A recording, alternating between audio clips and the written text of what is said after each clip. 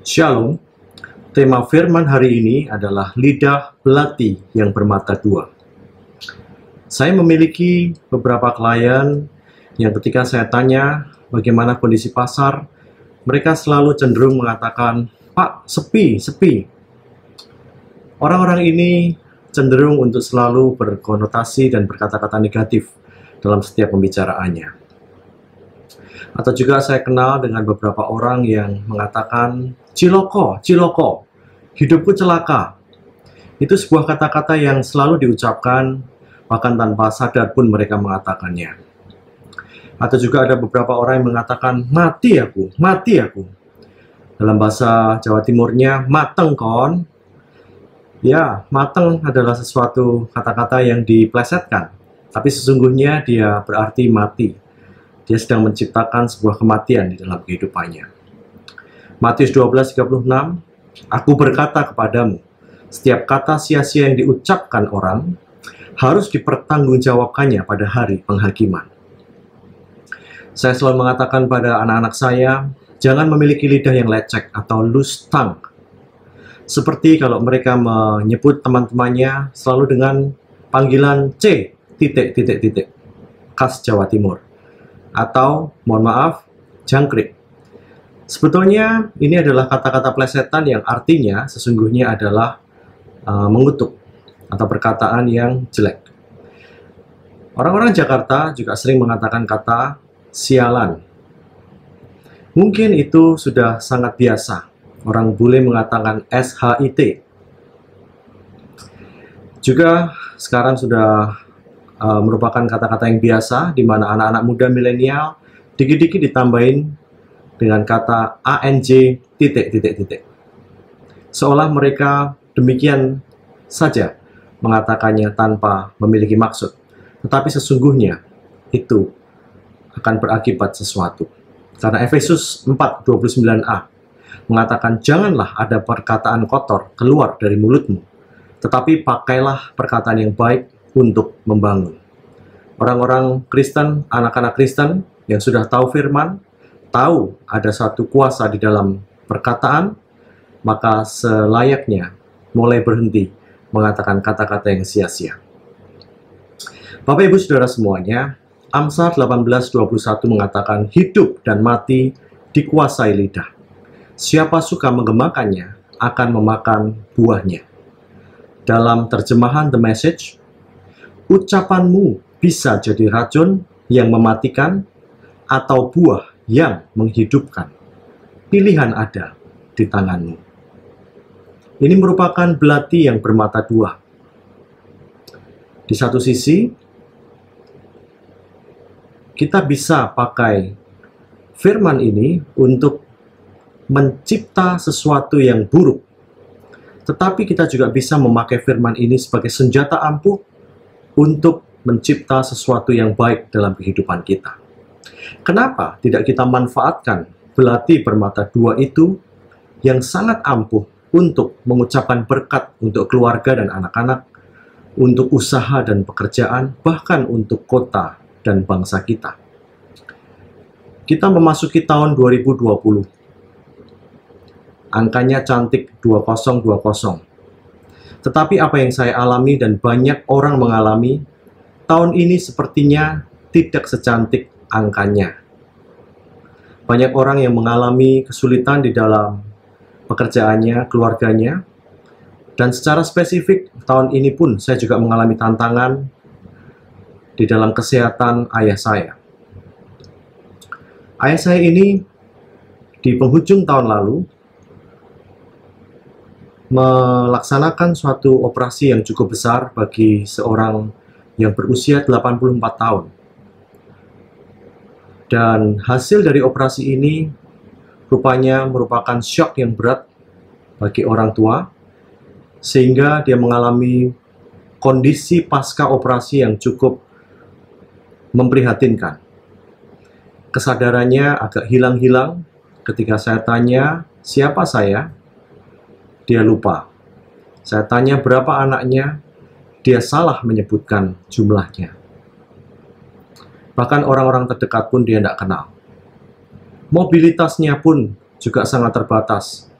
Ayah saya yang biasanya sangat aktif, bahkan di Natal 2019, beberapa bulan yang lalu, dia masih bisa mensetir mobil.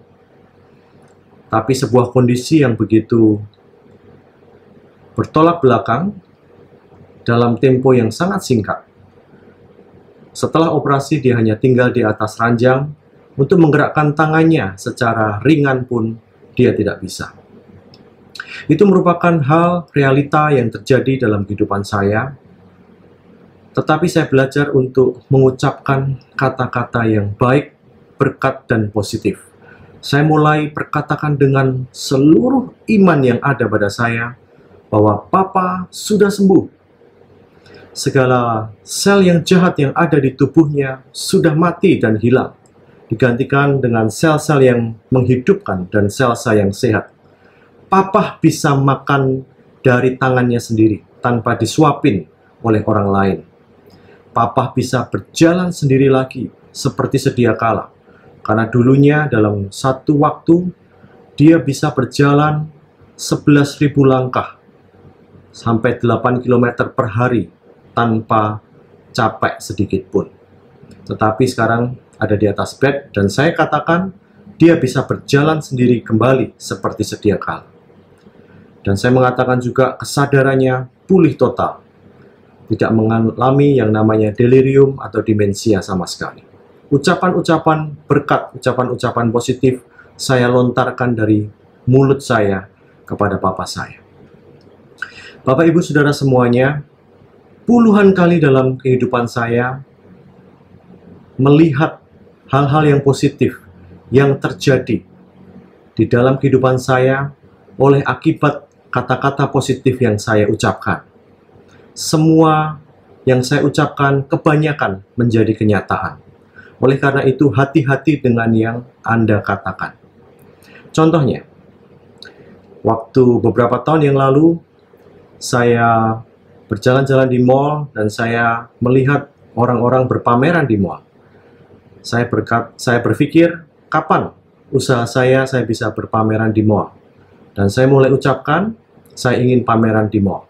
Beberapa tahun kemudian, itu menjadi kenyataan. Usaha kami bisa berpameran di mall. Dan bahkan saat ini, setiap tahun kami berpameran di mall berkali-kali, bahkan berpuluh-puluh kali. Contoh yang lain, akibat dari perkataan baik yang menjadi kenyataan. Keponakan saya suatu saat masih kecil, tangannya pada saat mamahnya menutup pintu, jempolnya masih ada di selipan engsel pintu. Ketika pintu ditutup, maka satu ruas dari jempolnya terjepit dan putus. Buru-buru mamahnya membawa ke rumah sakit untuk bisa disambung. Tetapi sampai di rumah sakit, ternyata jempolnya sebagian masih ketinggalan di pintu di rumahnya. Dokter mengatakan waktunya sudah tidak bisa lagi untuk menyambung jempol itu. Jika segera, maka masih ada kemungkinan. Tetapi sudah lewat waktunya di mana jempol bisa disambung kembali. Artinya anak perempuan ini terancam akan kehilangan jempol dan sampai dewasa jempolnya tidak ada. Saya lalu berdoa, saya minta Tuhan, dan saya katakan kata-kata positif. Saya percaya di surga ada gudang anggota tubuh. Dan saya mulai minta kepada Tuhan, Tuhan, saya minta satu ruas jempol yang pas untuk keponakan saya. Saya mulai berdoa dan berdoa dan berdoa, yang lain juga berdoa untuk mendukung. Di tengah kemustahilan untuk jempol bisa tumbuh kembali, karena sudah satu ruas hilang, kukunya hilang semuanya. Tapi apa yang terjadi Bapak Ibu? Saya saksikan di sini bahwa ternyata jempol itu bisa tumbuh kembali. Jempol bisa hidup kembali. Sel-selnya menyambung dengan sel-sel yang hidup, sehingga dia tumbuh seperti sedia kala selayaknya normal. Tetapi ada sisa atau tanda di mana jempol itu pernah putus, itu merupakan tanda dari Tuhan bahwa itulah bukti mujizatku. Juga suatu ketika kakak perempuan saya suka sakit anyang-anyangan atau kepingin atau kebelet pipis ke belakang berkali-kali, bahkan 25 kali hingga 30 kali sehari. Lalu saya mulai berdoa, Tuhan ambil, sembuhkan rasa anyang-anyangan ini, karena itu sangat mengganggu. Karena begitu ke belakang, ternyata tidak bisa keluar banyak.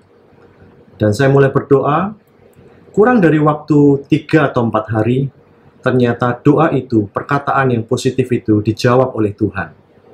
Kakak saya sembuh total dari rasa anyang-anyangannya hingga hari ini sudah berpuluh tahun. Itulah bukti beberapa yang Tuhan lakukan hal-hal besar dalam hidup saya. Ketika saya mulai berkatakan yang positif, Tuhan menjawabnya dan jadi kenyataan. Tidak hanya hal-hal yang besar, tetapi hal-hal yang remeh, Tuhan juga menjawab kata-kata doa positif kita. Misalkan, pada saat makan durian, saya ini suka durian. Hari itu saya makan dan saya coba beberapa butir durian, tidak ada yang manis. Dan saya mulai praktekkan kata-kata positif. Tuhan, saya mau ambil durian butir yang manis. Apa yang terjadi? Tidak sampai setengah menit, saya memilih satu butir durian yang manisnya, enaknya, nikmatnya luar biasa. Padahal beberapa menit yang lalu butiran durian ini ada di antara butiran-butiran yang sama sekali tidak manis atau tawar rasanya. Bapak Ibu Saudara sekalian, hari ini saya mendorong kita semuanya untuk mulai mempraktekkan kata-kata positif. Setiap bangun pagi, begitu melek mata, hal pertama yang kita katakan dengan ucapan mulut kita, saya berkati hari ini, saya berkati kehidupan saya menjadi berkat bagi orang lain, saya berkati keluargaku, anak-anakku, usahaku, dan semuanya yang berhubungan dengan saya diberkati. Mungkin kita malas untuk membuka mulut dan berkata, karena pagi hari kita belum gosok gigi dan ada rasa risih. Tetapi Tuhan tidak keberatan. Kita bisa mengucapkan ucapan pertama hari itu sebelum kita menjawab WhatsApp. Kita bisa memperkatakan dan menciptakan kata-kata kita yang positif untuk hari itu. Perkataan adalah seperti cetakan puding. Kita bisa memegang cetakan puding yang berbentuk setan merah dengan 2 tanduk atau emoticon smiley yang ceria. Ketika kita memperkatakan kata-kata kutuk, kita seperti lagi mencetak hidup kita hari itu dengan cetakan iblis atau setan bertanduk 2. Hidup kita akan terasa seperti neraka. Ketika kita mengucapkan kata-kata berkat hari itu, kita seperti sedang mencetakkan cetakan emoticon smiley yang kuning ceria di dalam hidup kita. Maka hidup kita akan berasa seperti surga. Yakobus 3 ayat 2 dan 5 mengatakan barang siapa tidak bersalah dalam perkataannya, ia adalah orang sempurna, seperti kemudi kecil dari kapal yang besar. Demikianlah lidah, walaupun suatu anggota kecil dari tubuh, namun dapat memegahkan perkara-perkara yang besar. Dengan perkataan saja, Tuhan menciptakan dunia dan segala isinya dalam 7 hari. Dan terciptalah dunia jutaan tahun yang lalu hingga saat ini masih ada. Itu tercipta dari perkataan. Yesus dalam 3 tahun pelayanannya, dia juga banyak mempergunakan kata-kata saja untuk melakukan mujizat-mujizat. Menyembuhkan orang sakit, dia cukup berkata, pergilah, imanmu telah menyelamatkan dan menyembuhkanmu. Atau, bangunlah, angkatlah tilammu, dan berjalanlah. Hanya 2 atau 3 kali saja Yesus harus mengoleskan ludah, ada yang dicampur dengan tanah, ke telinga yang tuli, lidah yang bisu, atau mata yang buta. Yesus meneduhkan angin badai juga dengan kata-kata saja. Kita saat ini juga bisa menirunya. Ketika ada badai rumah tangga atau badai di dalam pekerjaan usaha kita, kita bisa mengatakan, teduhlah badai. Maka suasana rumah tangga kita akan menjadi teduh kembali. Yesus saat mengusir roh jahat, dia cukup berkata-kata saja, enyahlah. Dia tidak harus mengguncang-guncangkan tubuh orang yang dirasuk roh jahat, bahkan mungkin membalikkannya. Orang Jawa mengatakan menjanturnya, dengan harapan roh jahat itu rontok, lugur, atau gugur dari tubuhnya. Tidak, dia hanya memakai kata-kata saja. Selama 3 tahun, Yesus berjalan kian kemari, berbuat baik, dengan melakukan 3 hal saja, yang saya singkat PHD, atau PHD. Tentunya bukan Pizza Hut Delivery, tetapi Preaching, Healing, and Delivering, atau berkhotbah, menyembuhkan, dan membebaskan rasukan roh-roh jahat dari orang-orang. Itu semua hanya dari kata-kata saja. Bukan berarti saya mengajarkan NATO atau No Action Talk Only, hanya berkata-kata saja tanpa mengeksekusi atau tindakan. Dalam kasus papa saya, selain saya berdoa dengan sungguh-sungguh dengan iman, memperkatakan hal-hal kesembuhan, saya juga action, mencarikan obat-obat yang terbaik dan mengkonsumsikannya kepada papa, mencari suster yang telaten untuk mengajarinya jalan sendiri, untuk mengajarinya makan dengan tangannya sendiri tanpa disuapi oleh orang lain. Kami juga mengecek darahnya dan memantau kondisinya secara periodik. Di dalam bisnis kita pun juga selain mengatakan dan mendoakan kata-kata yang baik, kita juga melakukan aksi nyata. Terutama dalam waktu-waktu seperti ini ketika COVID-19 merebak kemana-mana dan melumpuhkan segala aktivitas bisnis, meluluh lantakkan ekonomi. Kita tetap bisa berkarya. Contohnya di dalam usaha kita terus mencari peluang-peluang yang ada, meskipun tinggal tipis sekali. Kita tetap menghubungi pelanggan-pelanggan untuk menanyakan perkembangan kondisi dari hari ke sehari. Meskipun omset tinggal sedikit, terus kita lakukan hal-hal itu, hal-hal yang bisa terus menciptakan penjualan. Bahkan kita terus melakukan promosi dan iklan. Orang berkata, ngapain promosi dan iklan? Kondisinya lagi buruk, duitnya tidak ada. Tapi saya terbalik, justru dalam kondisi seperti ini, promosi dan iklan tetap dilakukan. Sehingga suatu saat nanti, ketika kondisi sudah membaik kembali, yang ada di benak customer adalah brand-brand kita yang tidak berhenti berpromosi pada saat kondisi krisis. Kita juga bisa contoh perusahaan-perusahaan besar yang merubah strateginya di masa krisis ini. Contohnya PT Sritex Solo.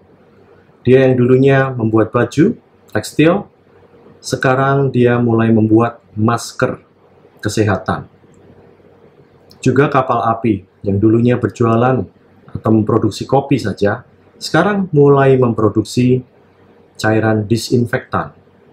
Atau Matahari, bahkan Wings, dan Informa, toko alat-alat perkakas yang dulunya menjual secara fisik di gerai-gerai mereka, sekarang mereka mengaktifkan penjualan dan pengiriman via online. Tahun ini dicanangkan oleh gereja kita sebagai tahun advance atau kemajuan. Mungkin sebagian jemaat berkata dalam hatinya, apanya yang advance, apanya yang maju. Itu mungkin yang ada di benak kita semuanya. Semuanya serba sulit, semuanya serba krisis. Bahkan toko-toko, pabrik pun ditutup. Bagaimana kita bisa mengatakan ini tahun advance? Bahkan Indonesia sendiri sebagai negara yang besar, Menteri Keuangannya mencanangkan prediksi pertumbuhan ekonomi di awal tahun 5%. Tetapi sekarang apa yang terjadi? dikoreksi menjadi tinggal 0,5% atau menyusut 90%-nya. Tinggal 10%-nya saja. Bagaimana jika negara saja sudah sangat pesimistis terhadap pertumbuhan ekonomi tahun ini, kita sebagai individu bisa optimistis? Ya, saya mau mendorong saat ini bahwa dengan Tuhan Yesus, kita tetap bisa mengatasi krisis ini bersama-sama. Pendeta Obadjatanto Setiawan, Gembala Sidang Senior GBI Keluarga Allah di Solo, pernah mengajarkan bahwa ada 3 area advance atau kemajuan dalam kehidupan kita semuanya, yaitu area kesehatan, keuangan, dan area pelayanan. Di area kesehatan, seseorang bisa advance ketika dulunya dia sakit, dia disembuhkan, dan dia bisa menyembuhkan orang sakit lewat doa-doa dan tumpangan tangan. Di area keuangan, mungkin seseorang dulu berhutang, lalu membayar dan dibebaskan dari hutangnya, kemudian dia menjadi berkat di dalam keuangan untuk orang lain. Dalam area pelayanan, mungkin dulu seseorang hidup di dalam dosa, lalu dia bisa dibebaskan dari dosanya, dan dia bisa melayani orang-orang yang masih terikat dosa. Itulah advance dalam 3 area penting kehidupan. Tahun 2019 September, seluruh dunia memasuki tahun yang dinamakan atau dekade P, yang saya katakan dasawarsa P, 2019 hingga 2029, di mana orang Israel mempercayai P itu seperti gambaran mulut, sehingga apa yang diucapkan oleh mulut ini itu memiliki kuasa. Bahkan saya menyingkatnya dalam bahasa Inggris WYSIWYG atau WYSIWYG, singkatan what you say is what you get. Dalam bahasa Indonesianya KDYKU, kau dapat yang kau ucap. Bapak Ibu sekalian, karena dekade P, kita bisa mengucapkan kata-kata yang baik untuk menciptakan kehidupan kita menjadi baik. Maka mulai sekarang deklarasikan perlindungan atas keluarga kita, terutama dalam suasana COVID-19, dan juga deklarasikan Indonesia dan seluruh dunia segera bisa mengatasi krisis akibat COVID-19 ini. Dan kemuliaan Tuhan kiranya dinyatakan, terutama di Minggu Jumat Agung dan Paskah kali ini. Tuhan Yesus memberkati.